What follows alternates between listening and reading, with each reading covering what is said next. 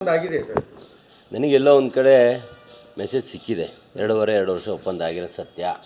ಸಿದ್ದರಾಮಯ್ಯ ಸಾಹೇಬರು ಮಾತು ಕೊಟ್ಟಿದ್ದಾರೆ ಅನ್ನೋದು ನನಗೆಲ್ಲೋ ಒಂದು ಕಡೆ ಮೆಸೇಜ್ ಸಿಕ್ಕಿದೆ.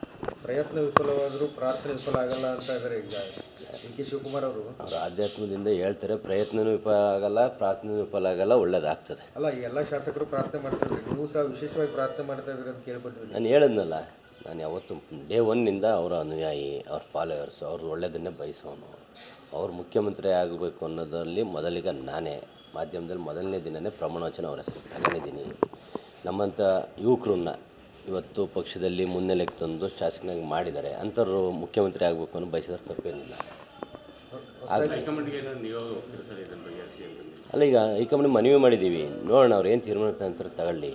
ಅವ್ರೇನಾದ್ರು ಒಂದು ವಾರ ಹೊತ್ತಿಂದ ತಗೊಳ್ಳಿಲ್ಲ ಅಂದರೆ ಏನಾದ್ರು ಒಂದು ತೀರ್ಮಾನ ಮಾಡಬೇಕಾಗ್ತದೆ. ನೀವು ವಿಶೇಷವಾಗಿ ಸಂಕಲ್ಪ ಮಾಡಿದ್ರೆ ಮಾಡಿದ್ದೀನಿ. ಇಲ್ಲಿ ಇದು ಹೇಳಿದ್ನ ತೋರಿಸಿದೆ ನಿಮಗೆ.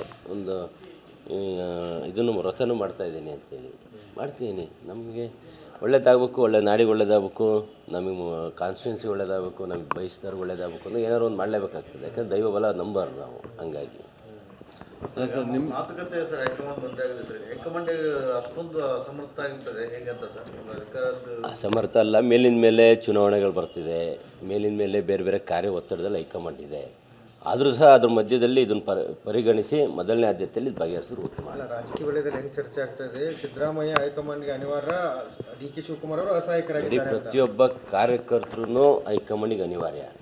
ಆದರೆ ಪಕ್ಷಕ್ಕಿಂತ ದೊಡ್ಡದು ಯಾವ ವ್ಯಕ್ತಿ ಇಲ್ಲ, ಪಕ್ಷಕ್ಕಿಂತ ವ್ಯಕ್ತಿ ದೊಡ್ಡರು ಯಾರಿಲ್ಲ. ನಮ್ಗೆ ಗೊತ್ತಿದೆ, ರಾಜಣ್ಣರು ಒಂದು ಹೈಕಮಾಂಡ್ ಇರೋದು ಒಂದು ಸ್ಟೇಟ್ಮೆಂಟ್ ಕೊಟ್ಟಾಗ ರಾತ್ರಿ ಸ್ಟೇಟ್ಮೆಂಟ್, ಬೆಳಗ್ಗೆ ಸಸ್ಪೆಂಡು, ವಜಾ ಮಾಡಿದ್ರು ಮಂತ್ರಿ ಸ್ಥಾನದಿಂದ. ಅಂಥ ಹೈಕಮಾಂಡು ಕಾಂಗ್ರೆಸ್ನಲ್ಲಿ ಮಾತ್ರ ಇರೋದು. ಬಿ ಜೆ ಪಿಲಿ ಎಷ್ಟು ಬಂಡಾಯ ಇದೆ, ಕಿತ್ತಾಡ್ತಾರೆ, ವಿಧಾನಸೌಧದಲ್ಲಿ ಕಿತ್ತಾಡ್ತಾರೆ. ವಿರೋಧ ಪಕ್ಷ ನಾಯಕ ಅಶೋಕ್ ಮಾಡಿರ್ತಾರೆ, ಅಶೋಕ್ ಮಾತಾಡೋದೇ ಕಡಿಮೆ, ಬೇರೆ ಬೇರೆ ಎದ್ದೆದ್ದು ಮಾತಾಡ್ತಾರೆ. ಅಲ್ಲಿಲ್ಲ ಒಗ್ಗಟ್ಟು, ನಮ್ಮಲ್ಲಿರೋದೇ ಒಗ್ಗಟ್ಟು. ಸಿದ್ದರಾಮಯ್ಯ ಹಿಂಗೆ ಒಂದು ಸರಿ ತಿರುಗಿದ್ರೆ, ಡಿ.ಕೆ. ಸಾಹೇಬ್ರು ಒಂದು ಸರಿ ಹಿಂಗೆ ತಿರುಗಿದ್ರೆ ಯಾರೋ ಎಮ್ ಎಲ್ ಎಗಳು ಎದಳಲ್ಲ, ಕೂತ್ಕೊಂತೀವಿ. ಅದು ನಮ್ಮಲ್ಲಿ ಭದ್ರತೆ.